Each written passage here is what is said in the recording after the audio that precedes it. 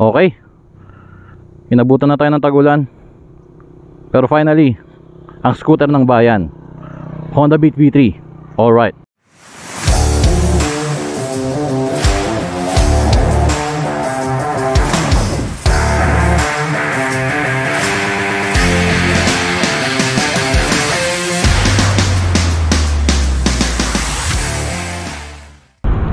Alright Lodi Bros, good day.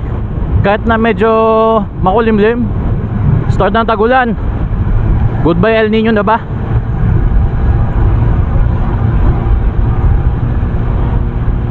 So medyo na busy last week, kaya hindi tayo nakapag-upload. Buhay teacher. So right now, i-review naman natin tong ating isang motor na to. Ito yung motor na tinatawag kong scooter ng bayan eh. Kahit saan ka lumingon, kapag bawat kanto makikita mo talaga laging may Honda Beat. So this is the Honda Beat V3 2024. Yung kulay nito is yung Playful Red. So maraming mga variants to. I mean maraming mga iba't ibang kulay. Merong Playful Red, Yellow, Blue, Gray. And then meron din silang 50th anniversary edition, yung white and blue na combination. And then meron din silang premium version, yun yung matte white na merong emblem na yung nakalabas, hindi siya yung sticker. And then yung matte black. So colors lang naman nagbago. So mga Lodi Bros, obviously napakadaling i-handle ng motor na to dahil sobrang gaan. Nasa 93 kilos yata ito.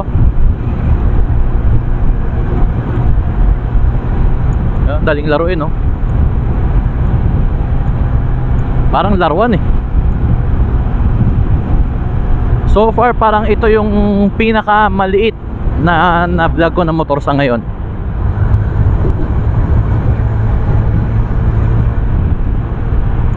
So in fairness, maganda rin yung suspension nito. Mas gusto ko pa yung suspension nito eh, kaysa dun sa isang motor ko. Kahit wala akong angkas dito, maganda yung talbog nya.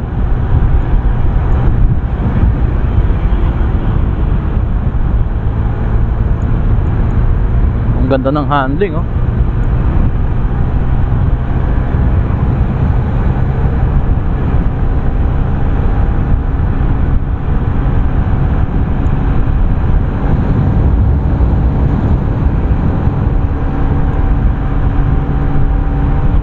So yung riding position natin, upright na upright. And then dahil medyo maliit yung kanyang footboard, ayan mapapansin nyo, oh.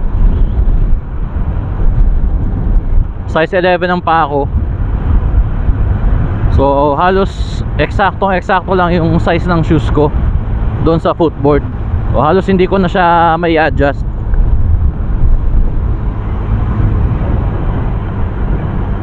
Bagay na bagay ito sa mga medyo hindi katangkaran.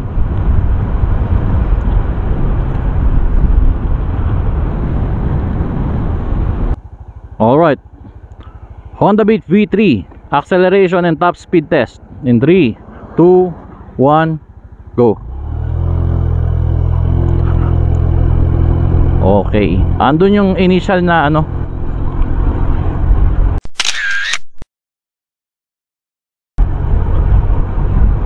andun yung initial na torque.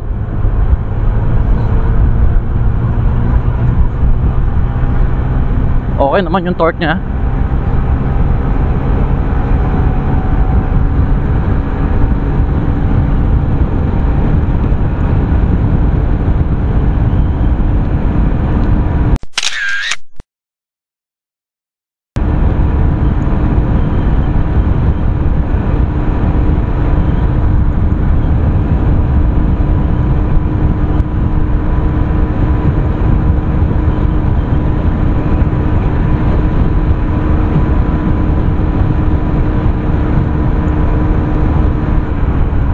Okay.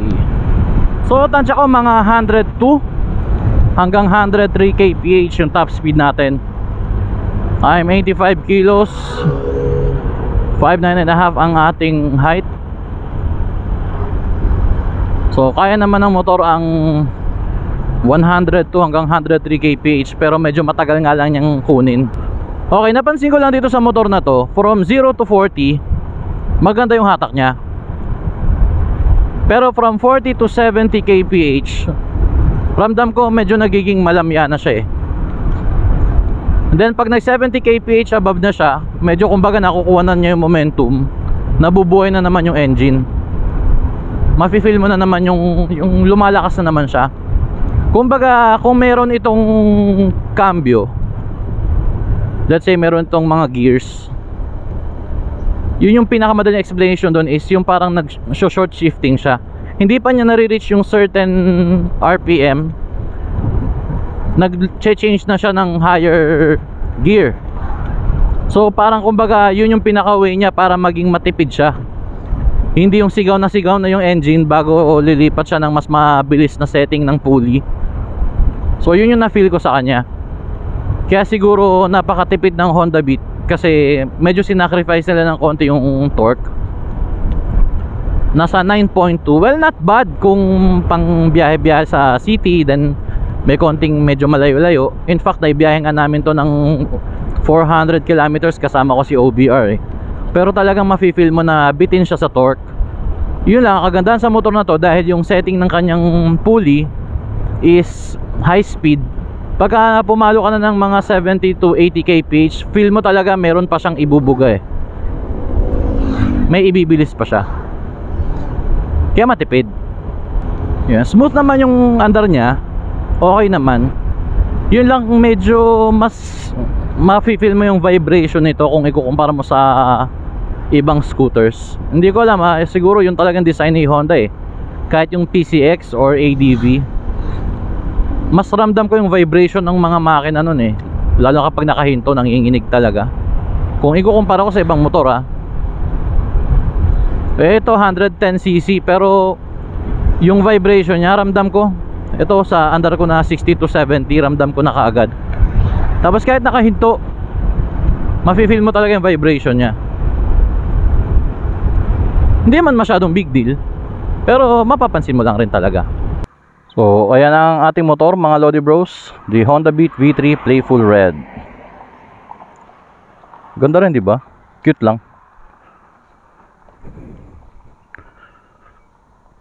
Medyo marami-rami na ring pinagdaanan tong motor na to. Nasa 6,000 plus kilometers na rin siya. This bike has 110cc engine, single overhead cam, 4-stroke, 2 valves, single cylinder, fuel injected, air cooled, and mated sa CVT. So meron itong 8.68 horsepower at 7,500 RPM and 9.21 Newton meters of torque at 6,000 RPM.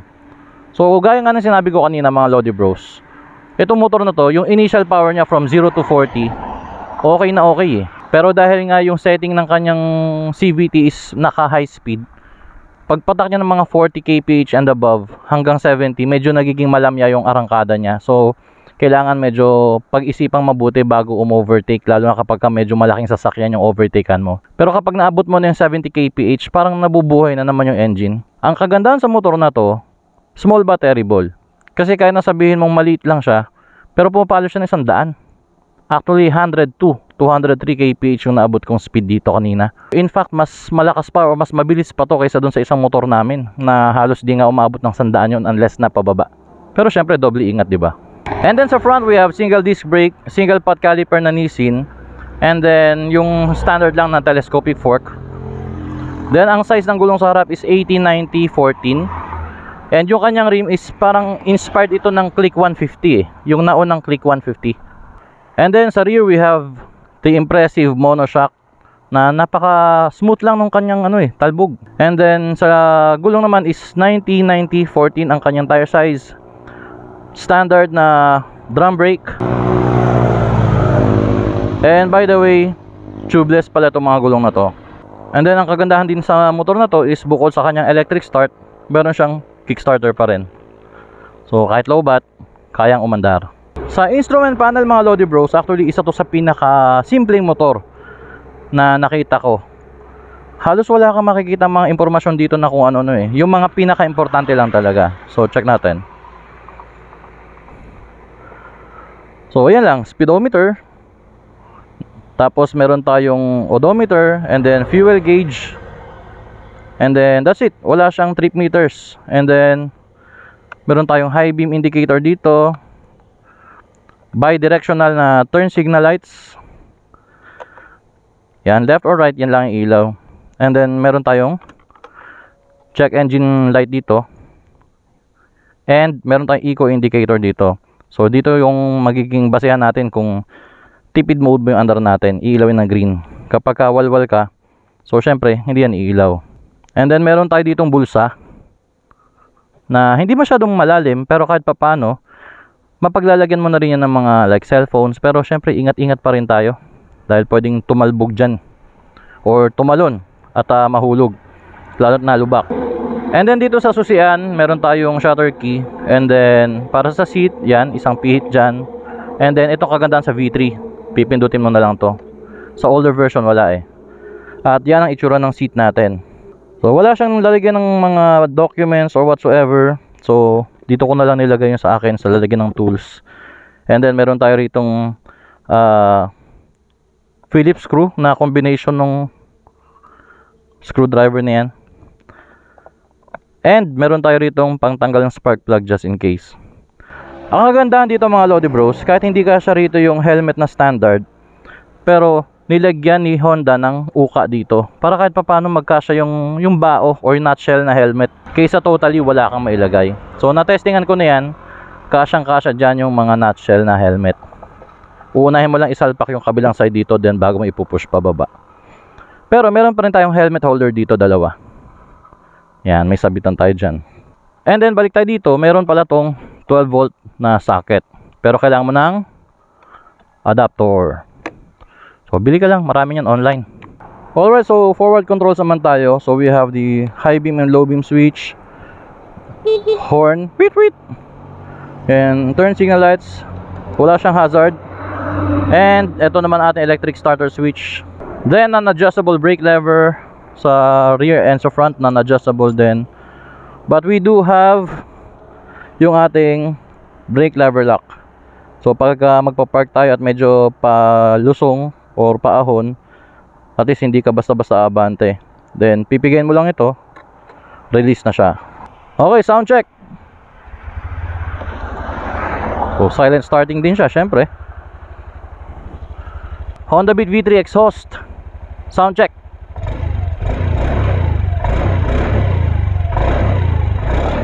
Grabe rin vibration talaga. Alright. So isa sa pinakamalaking improvement ni Honda Beat V3 ngayon ay ang kanyang LED na headlights. But still, ang kanyang turn signal lights ay bulb type. Yun lang napansin ko lang talaga dito sa motor na to is kapag gabi, hindi ako masyadong nalalakasan sa ilaw niya. Dahil nga siguro cute na yung kanyang ilaw. Though LED naman siya, pero hindi ganun kalakas yung bato ng ilaw niya eh. Yun lang naman for me. Then sa kanyang turn signal light sa likod, of course bulb type pa rin. And ang kanyang tail light ay bulb type. So yun lang naman. So alright mga Lodi Bros, at ito ang itsura ng isang 5.9.5 pag nakasakay sa isang Honda Beat V3.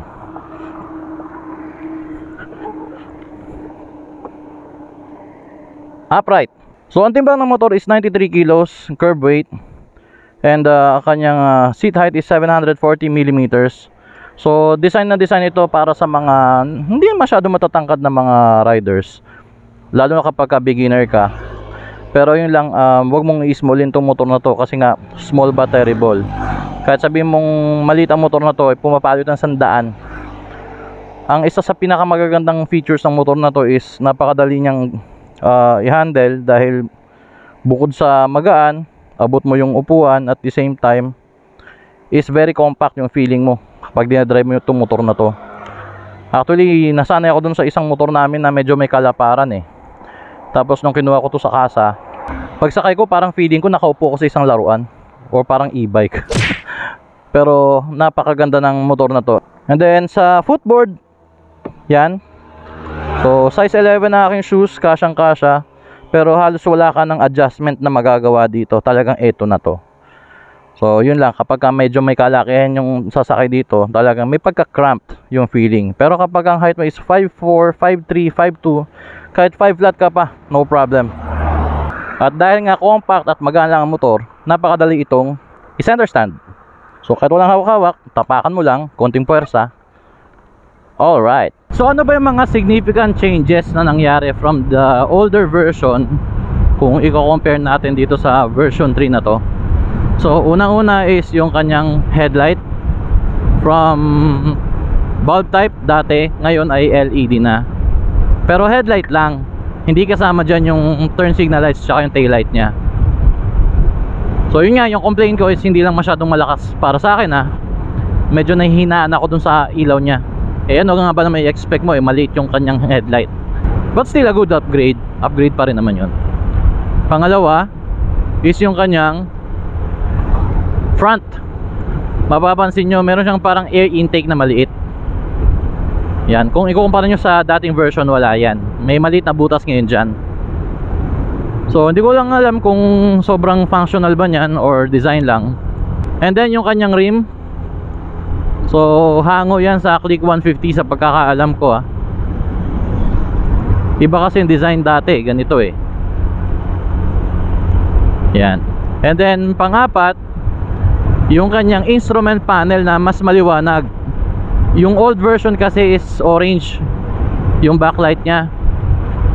Ito ngayon is blue. So brighter siya. Kahit sa gabi mas madali siyang makita. Pati yung placement ng kanyang mga indicator lights na bago rin. Dati sa gilid, ngayon sa taas na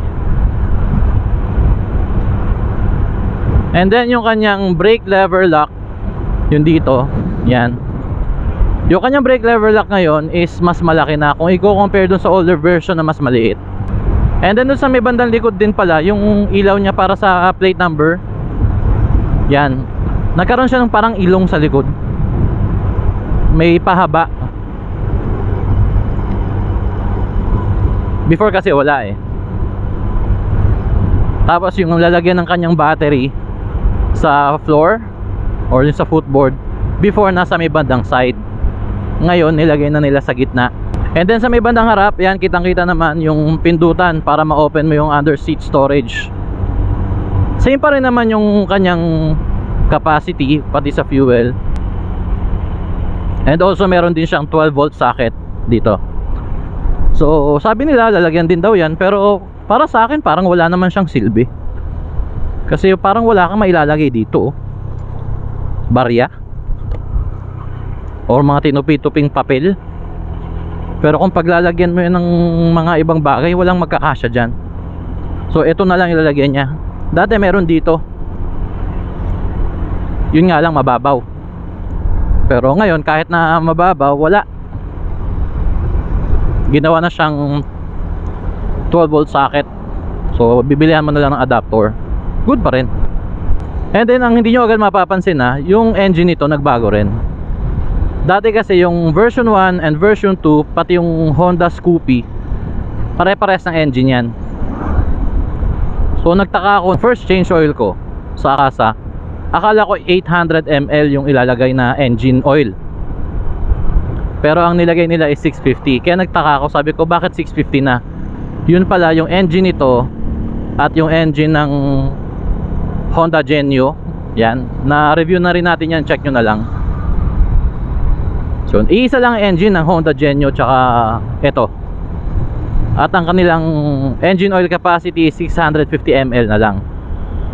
Naging mas matipid na ng 150 ml. So yung mga excess mo na mga lang is ipunin mo lang, as long as pares lang ng viscosity and ng brand syempre and ng klase, ipunin mo lang siya, makakaipon ka rin ng 650 ml.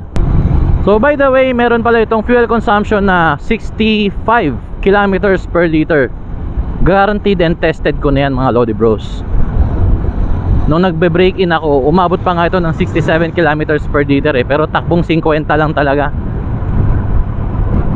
Kung magwawalwal ka, nasa 41 kilometers per liter na lang to. Kasama ko si OBR noon, so check nyo na lang rin yung video ko dyan. Binyahe namin ito walwal mode, kasama ko si OBR. Nag 41 kilometers per liter na lang ako average. Ang presyo pala ng motor na to is 73,000 pesos, more or less. Pero kung bibilin mo yung premium version, mas mahal yata ng 1,000 mahigit. Pero nasa ganun lang yun, 74,000 pesos. Walang nagbago, stickers lang, kulay, pero other features wala na. Akala ko before merong idling start and stop system yung premium, pero chineka wala eh. So kulay lang talaga. So the big question is, para kanino ba ang motor na to? So itong motor na to is para sa mga taong naghahanap lang ng pang service araw-araw, panghatid sundo sa mga anak, pang service sa school. Kung hindi ka naman masyadong malaking tao at hindi masagwa tingnan sa'yo yung motor na to, okay din to pang pasok sa opisina. Pero marerecommend ko ang motor na to sa mga tao na nasa 5'5", 5'6" lang ang height or below. Kasi kapag nasa 5'8", 5'9" ka na and above, magiging cute na tingnan sa itong motor na to eh. Hindi ko naman sasabing pangit, pero syempre andun yung point na syempre gusto mong medyo bumagay din sa laki ng or sa height mo, di ba? Pero kung trip mo pa rin yung motor na to, kahit na 6-footer ka, eh nasa sayo yan. Yun lang, yung tuhod mo medyo malapit-lapit na dito. Pero surprisingly nakadrive na ako ng Click 125 eh. Pero parang mas maluwag pa nga ito sa tuhod kung ikukumpara ko sa Click 125. Oh, yun lang, kung naghahanap ka ng torquey engine, you have to understand na 110cc lang ito na merong 9.2 Newton meters of torque.